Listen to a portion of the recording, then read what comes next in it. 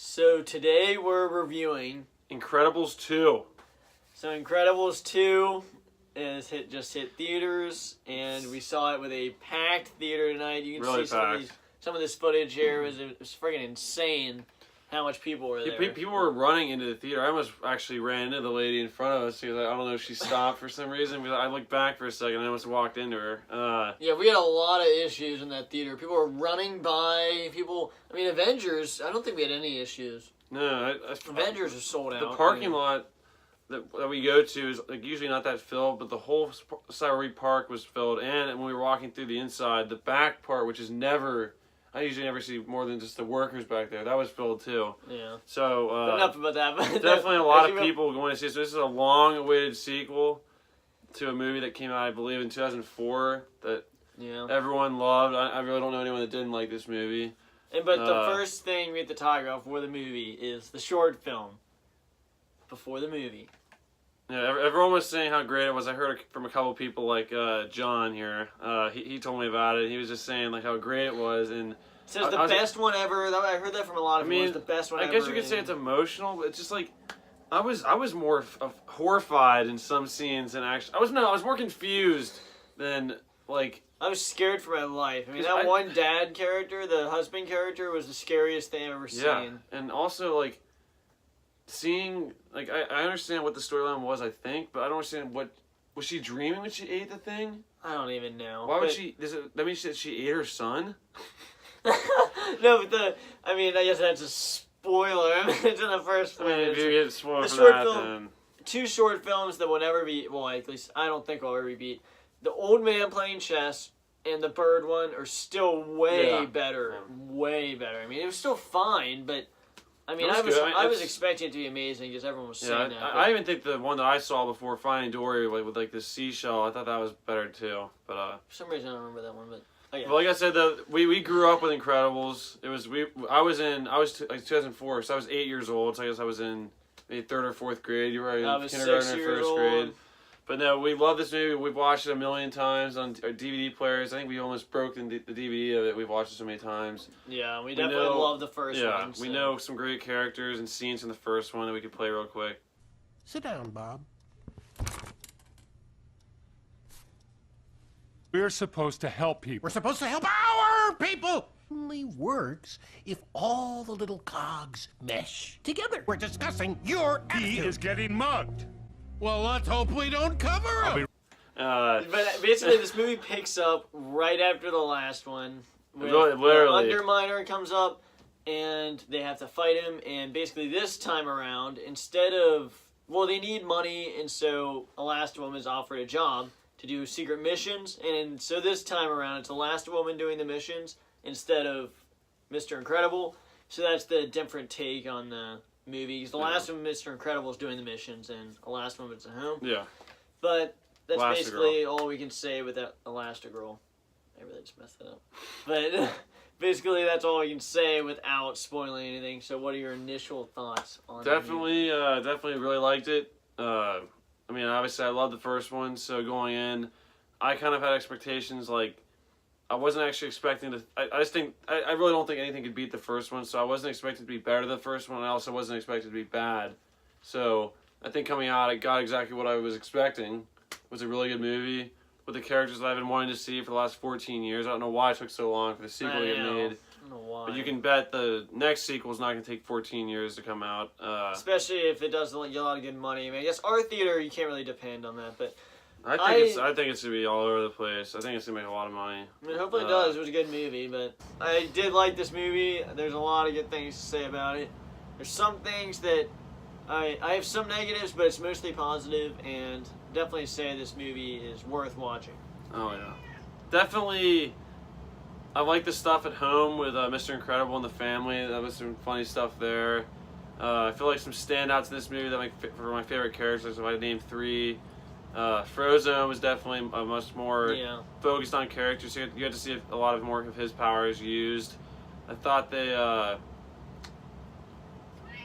also focused more on Violet's character in this movie, not just in superhero, just like the whole movie, just the storyline that was going on there. Because it does start with this boy that was in the first one, and and how it gets like circled back to that.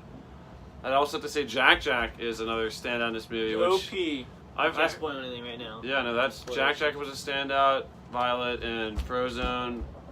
Everyone else seemed to have their scenes, but not. Obviously, Elasta-Girl was.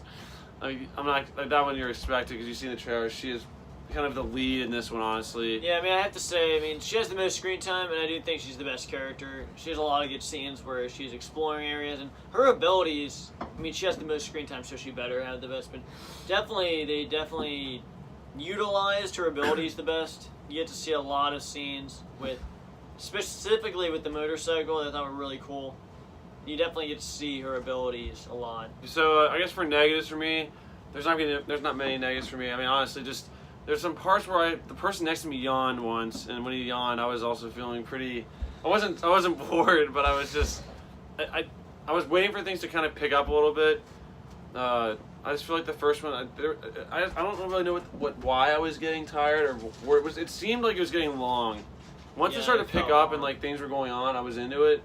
But there's just a lot of just waiting to see who's the villains. You don't know who the villain. Well, I guess we can't really do the spoilers yet. But I thought the music obviously was pretty good. Everything looks really similar. It looks really similar to the first one. The visuals are really good. They're really top notch. Definitely, I mean, just looking at everything, it's really cool to look at, and it's just flawless. Like the visuals and everything. I'm trying to think about the beginning of the movie. It's just everything is just really cool. There is one moment though with the visuals where people with like epilepsy, I think Megan told me about that, how certain people with epilepsy shouldn't watch this because there's one scene in particular where, I mean, there's so much light that it's like I had to close my eyes. That's seeing this in a cage. Yeah, I just don't want to give anything away, but it's just there's nowhere to look where there isn't light, and it is so much light, and I had to close my eyes. I was like, this is insane. So. Back to my negatives. I didn't really say negatives before. I guess I just said I was a little bit bored at them towards the middle. But another negative I have was really the storyline. Like the storyline in the first one I liked a lot better. Just the whole storyline of like hiding their powers, just trying to stay undercover. Then they had to come out. Also the storyline of the villain might be one of the best storylines of a villain I've seen in a superhero movie besides Thanos that we just saw. Just, I mean, I don't know, the way they built that was really good. This storyline was, I feel like it took me a while to figure out what the storyline was. Because going in, I knew Mr. Incredible was going to be staying at home and Elastigirl was going to be out doing stuff. But I didn't really know, like, what the whole storyline, because the whole time we were guessing at who the villains were. I think we both had an idea of who it was. And we were both wrong. We were both wrong. I was almost, like, 100% convinced. Like, I was just waiting for this thing to happen, but then it never happened. So, I'll give the movie credit for that. Yeah, they definitely don't do what most people would expect. It's not like I can't spoil anything, but they go a different route. Not a totally different route, but a different route. But and I guess one last thing I was gonna add was just it's not really a complaint, just a disappointment. I was not really disappointed. Just the last one. There's that one shot you see where they're like all like in a form, like getting ready to like they're a unit, like getting ready to fight. I was hoping there'd be a scene similar to that where they're all there doing that with like JackJack and like in the same scene. You kind of get it at the end when they're like all there, but that still isn't that's not a pose. So that's not like it's kind of like in the Avengers movies where you get that one shot of all of them fighting at once kind of thing. You kind of get that, but not in the way I was hoping for. But yeah, and that's the thing that they kind of dropped from the first one is like, so they all line up, right, and they're fighting. And you would think the progression in this would be to practice, right, and to like get better, but they never really practice fighting. If you think about it, the first one ends with them like all really confident ready to go, but then they don't really do it. Hold on, this is a little. I guess let's just. They don't want him to fight. They don't want him to fight. Let's just you know what? Let's do. Starting to spoil. Let's do our scores and we'll get into scores. Let's just get into scores. So. My score for this movie, I honestly, I'll bump it up. I'll give it an 8.5 out of 10. And Incredibles for me would have been a 10 out of 10. This is an 8.5 out of 10 for me. Yeah, Incredibles would have been a 10 out of 10 for me too. So Incredibles 2, I'll give it an 8 out of 10 because it was good, but it wasn't amazing. And I feel like I say that about every movie, but really, I mean, I didn't walk out totally thrilled, but there's a lot of good things in this movie. And I think 8 out of 10 is pretty good. Yeah, definitely enjoyable. Definitely go out and see it. our theater had a standing ovation, not a standing ovation, but a very loud ovation. I know. I wish I'd have felt that. So that was our non-spoiler review of Incredibles 2. And thanks for watching, and we'll see you guys in the spoiler section. Bye, guys.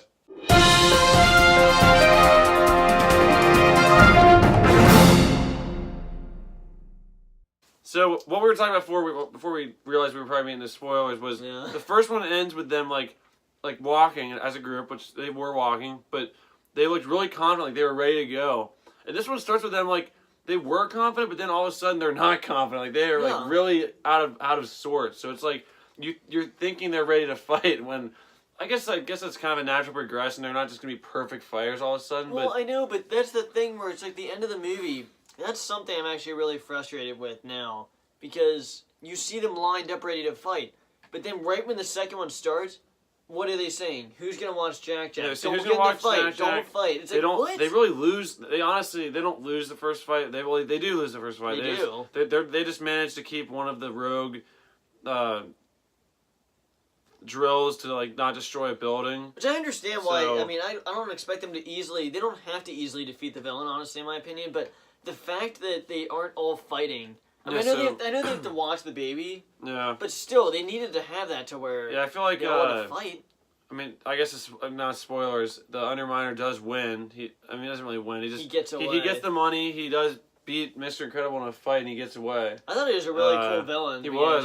Maybe they'll use him in the third one. I doubt they're going to use him as the main villain since they've shown him so much. It's kind of like Ebony Maw. It's like a character that's in the movie for a very short time that you wish they could use more. Yeah. And then it's like a side character that he was honestly, they hyped him up, and he was really cool in the beginning of that movie, but I also feel like, and obviously let's just into the storyline with, I didn't think he was the villain as I did see the trailer, but the Screen Slaver,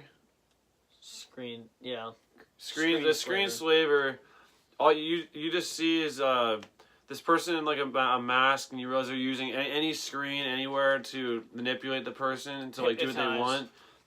And what we were thinking before is there's this main guy who's wanting to bring supers back, him and his sister, and the whole time he's just really, really like energetic and like happy and way too in a good mood. Yeah, that was for sure. And there was even a scene when he gives Elasta-Girl a microphone and says like, and then he's like, but one more thing, like I thought he was gonna say something there and like realize that he was him, like the bad guy, but then that would have been way too obvious. Yeah, I was thinking like this can't be this obvious. Like I was like people in the theater were right here behind me like he's the villain, like he's gonna be the. And that's where I was about. I was like formulating my negative for the movie. I'm like, if this is really him, that is the most obvious thing ever. But luckily they didn't do it. Yeah, and they end up having the girl, his sister, and they do. It's not just the fact they're his brother and sister. They do have a storyline with their parents, which I thought did work, who got killed because the father wanted to have the superheroes save him, and instead of just hiding in the safe room.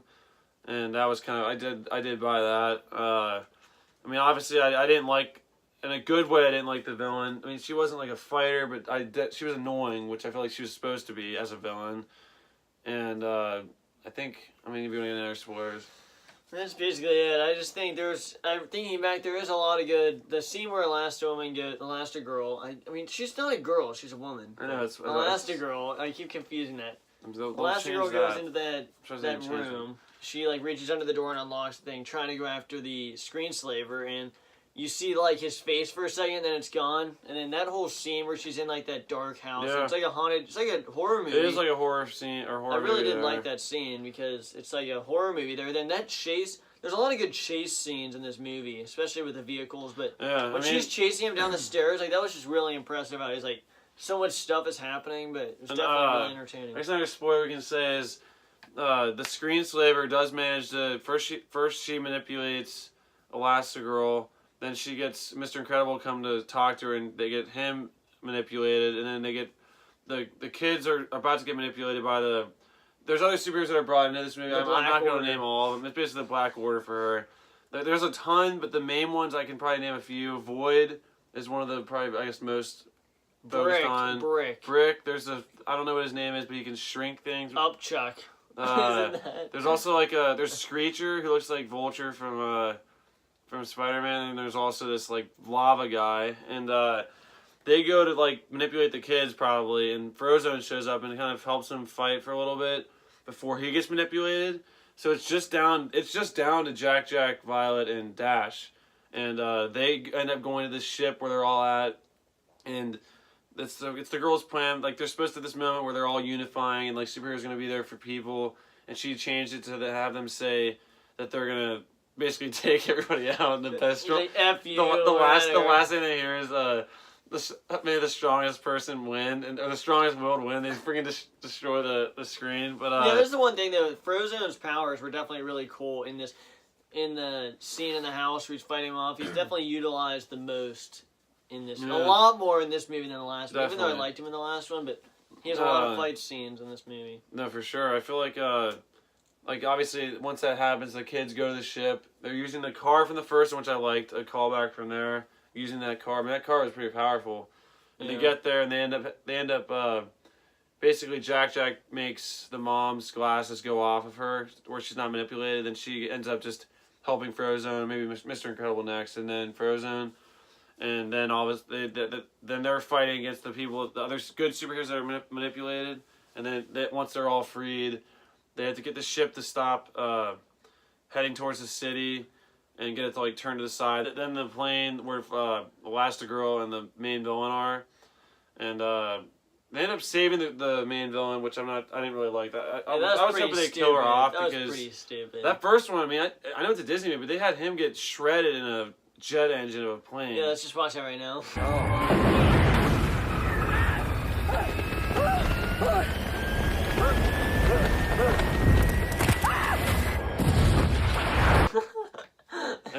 Hold on. Wait. Just wait. Play that one more time. Just play it one more time in slow motion.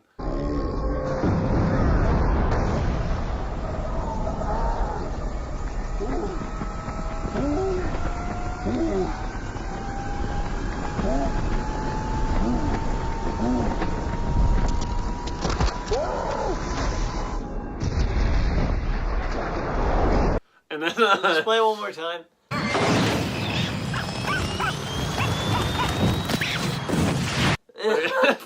but see that it's home. And then this one, I mean, I did not like JackJack rips his hair out. I would not have been upset if this girl. I'm sorry, I would not have been upset. She's if a she villain. died. I mean, I understand her parents died, really but that bad doesn't villain. give her a right to be all bad. But Let's just wrap this up. no, but I can't think of any more spoilers. I mean, obviously, some of JackJack powers are figured out. You already knew in the last one they turned into like this demon thing from the little short film of the babysitting thing, which I guess that was that wasn't even part of the movie. You had to watch it somewhere else. But he can like multiply. He can like go to different like dimension. A bunch of different stuff. But yeah, no, I definitely enjoyed the movie. I gave it an 8.5 out of 10. Kenny gave it an 8 out of 10. That was our spoiler discussion of Incredibles 2. Thanks for watching, and we will see you guys in the next movie review. Bye, guys.